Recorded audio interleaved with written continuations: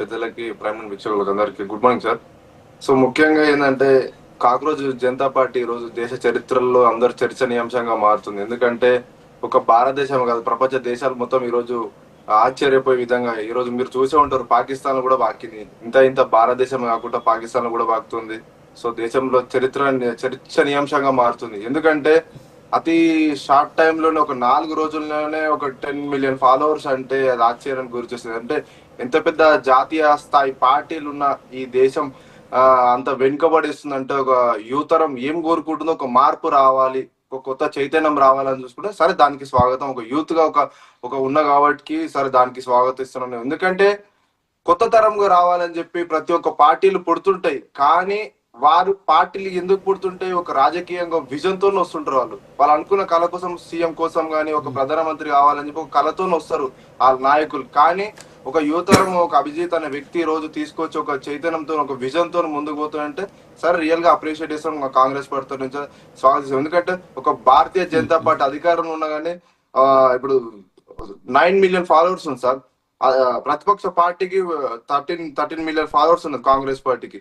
అట్లా Gen Z party ఈ రోజు అంతా ముందుకు దూసుకెళ్తుంటే కూడా షాక్ కి గురి చేస్తుంది. సో మేము అనేది ఏంటంటే కాంగ్రెస్ పార్టీ తరపు నుంచి వెళ్ళి పార్టీలు అనేది వస్తుంటాయి, పార్టీలకు అన్నిటి స్వాగతం పలుకుతుంటాం. కానీ ఈ రోజు దేశంలోనే మార్పు కోరుకుంటారు వాళ్ళు. ఒక మేనిఫెస్టో కూడా మీరు అందరు దేశ ప్రజలందరూ కూడా చూస్తారు.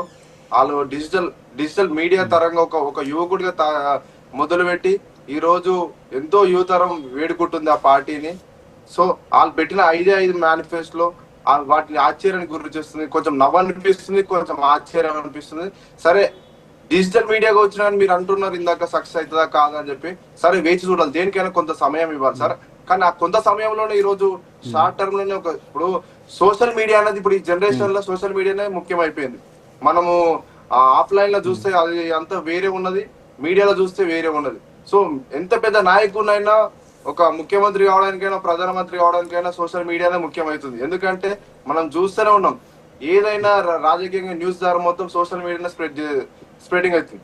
సో సోషల్ మీడియాని ఎప్పుడు తక్కువ అంచనా వేయొద్దని నా అభిప్రాయం. ఎందుకంటే మంచి నాయకులు వస్తారు, కనుమరుగైపోతారు. అంటే ఇక్కడ తక్కువ అంచనా వేయడం కాదు. మీరు స్టార్టింగ్ లో ఒక మాట అన్నారు, రాహుల్ గారు, మీరు స్టార్టింగ్ లో ఒక మాట అన్నారు. ఏంటి అంటే ఈ రోజు ఎన్నో పెద్ద పార్టీలు ఉన్నా సరే ఆ పెద్ద పార్టీలకి తలదన్నే విధంగా ఈ రోజు ఈ పార్టీ వస్తుందని. సో ప్రతిపక్షంగా మీరు ఎస్పెషల్లీ కాంగ్రెస్ పార్టీ దేశంలో ఫెయిల్